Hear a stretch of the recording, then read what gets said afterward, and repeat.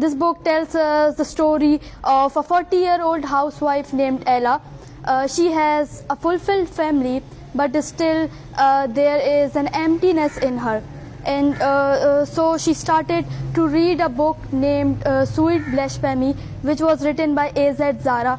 That book was about Rumi and Shams of Tabriz.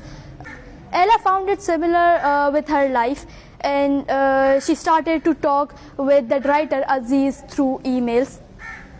And suddenly they both fall in love with each other.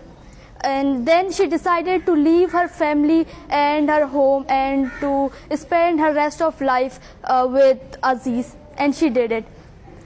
After and they both went to another country. इस बच्ची की viral video मैंने देखी, मैं बहुत inspire हुआ. I was really impressed by her speaking, the confidence, the way she talked, जिस तरह से उन्होंने कहानी को प्रेजेंट किया, मैं बहुत इम्प्रेस हुआ.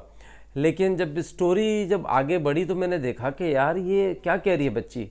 शायद उस बच्ची को भी नहीं पता था कि वो किस बारे में बात कर रही है. देखिए, उसके अंदर जो इविल मोटिव्स थे वो शायद उस बच्ची को समझ नहीं पाई. और आप यकीन करेंगे, जब ये वीडियो मैंने देखी, उसके कमेंट सेक्शन में मैं गया हूँ, तकरीबन कोई 100-150, मैं आपको बता रहा हूँ विदाउट एक्सैजरेशन, के मैंने कमेंट्स देखे. एक कमेंट भी ऐसा नहीं जिसमें जो इविल मोटिव्स थे उसको किसी ने एड्रेस किया हो. सब बंदे बस बच्ची की तारीफ, उसके कॉन्फिडेंस की तारीफ, द वे शी टॉक्ड, हर चीज़ के बारे में वो उसको अप्रिशिएट कर रहे थे. लेकिन किसी ने भी इस बारे में बात नहीं की कि यार वो जो कहानी उसने बताई है वो कितनी इमोरल किस्म की कहानी थी, और उसके अंदर जो मैसेज दिया जा रहा था वो कितना नेगेटिव था. तो वो कहानी जो बच्ची ने बताई वो एक एजुकेशन इंस्टीट्यूट में बताई जा रही थी. उसमें बच्चे भी थे, टीचर्स भी थे, स्टाफ भी थे. यानी इस तरह से आप बच्चों की ब्रेन वॉशिंग कर रहे हो. उसमें स्टोरी बताई गई कि एक राइटर के बारे में बताया गया कि एक राइटर थी, उसने एक कहानी लिखी. टर्किश राइटर है, बहुत मशहूर, उसने बुक्स लिखी हैं. तो उस राइटर ने एक कहानी लिखी जिसका एक कैरेक्टर है एला. वो एक हाउस वाइफ है, उसकी एक फैमिली है, बच्चे हैं. उसकी ज़िंदगी में सब कुछ होने के बावजूद भी वो एक तन्हाई का शिकार थी. एक खालीपन उसको महसूस होता था. तो खैर, उस जो एला है उसने एक कहानी पढ़नी शुरू की जो थी रूमी और शम्स तबरेज़ के बारे में. रूमी के बारे में भी यही लिखा हुआ था कि उसमें भी वो एक खालीपन होता था, वो एक तन्हाई का शिकार शख्स था. तो उसे जो है शम्स तबरेज़ की सूरत में एक कंपेनियन मिला, उसे एक साथी मिला, दोस्त मिला, जिससे उसकी वो जो मसले थे, उसको जो तन्हाई का वो शिकार था, वो फुलफिलमेंट महसूस करने लगा. तो इसने अपने कैरेक्टर को, एला ने अपने कैरेक्टर को उससे रिलेट किया कि यार हाँ यार, मेरी ज़िंदगी भी इसी तरह से खाली है, खोखलापन बहुत ज़्यादा है मेरी ज़िंदगी में और तनाई का शिकार हूँ. तो उसने क्या किया, जो उस कहानी के अंदर जिसने कहानी लिखी तबरेज़ और रूमी के बारे में, उसका राइटर था अजीज़. तो इस एला ने उस अजीज़ के साथ जो है राब्ता किया, ईमेल वगैरह पे उससे राब्ता किया, और कुछ अरसे बातचीत चलती रही. तो अचानक उनमें मोहब्बत हो गई, वो एक दूसरे से प्यार करने लगे. तो एला ने जो डिसाइड किया कि अपनी पूरी फैमिली को, हस्बैंड को, बच्चों को, सब चीज़ों को छोड़ छाड़ के वो अजीज़ के साथ जो है जाके रहेगी, अपनी ज़िंदगी गुजारेगी.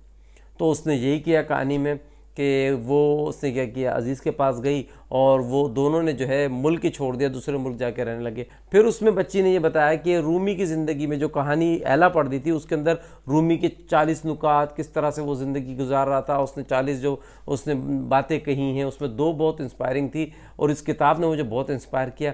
अब देखिए मैसेज क्या मिल रहा है कि एक शादीशुदा औरत जिसकी अपनी फैमिली है, घराना है, शौहर है, बच्चे हैं, सब कुछ है, शौहर ने सब कुछ उसको दिया है, लाइफ उसकी एक बड़ी अच्छी ज़िंदगी गुजर रही है, लेकिन वो अपने शौहर, अपने बच्चों, सब कुछ छोड़ छाड़ के एक पराया मर्द नामहरम के लिए जो है ना, उसने सब घर बार को छोड़ दिया. यानी फिर तो इस तरह के लोगों के लिए जो सीमा ने किया वो एक रोल मॉडल है. इनका तरीका वारदात ये है, पहले इवल कॉन्सेप्ट के बारे में बात करना और उनको बार बार बोलना, उसको डिसेंसिटाइज कर देना कि इतना के लोग, अब उसके लोगों के लिए ये बहुत आम सी बात हो जाए. फिर लोग करने में, पहले ये सोचते हुए भी लोगों को हया आती थी, अब ये कि करना ठीक है यार, कोई मसला नहीं, क्योंकि एक आम सी बात हो गई है. और इसी पे बस नहीं, आप यकीन करेंगे किसी भी बंदे ने, मैं आपको बता रहा हूँ ना, कमेंट सेक्शन में किसी बंदे ने इस तरफ, और इनफैक्ट मैंने जब कमेंट किया तो मुझे इतना हेट मिला वहाँ से कि भाई आपको क्या पता, आप लोगों ने बस जो ना ये नफरतें फैलानी होती है, डिग्रेड करना होता. भाई मैं उस बच्ची को डिग्रेड तो नहीं कर रहा, वो तो मासूम बच्ची, उसको क्या पता, उसको एक टास्क दिया गया, उसने ब्रिलियंटली उसको जो ना कंप्लीट किया. एक इंटेलिजेंट हार्ड वर्किंग बच्ची है वो तो मैं उसकी बात नहीं कर रहा, लेकिन जो इसके पीछे जो मोटिव थे, जिसने उसको ये टास्क दिया, मैं उसकी बात कर रहा हूँ. और स्पेशली जो एजुकेशन इंस्टीट्यूट में जो चल रहा है, आपको और हमें नहीं पता कि किस तरह से बच्चों की ब्रेन वॉशिंग की जा रही है.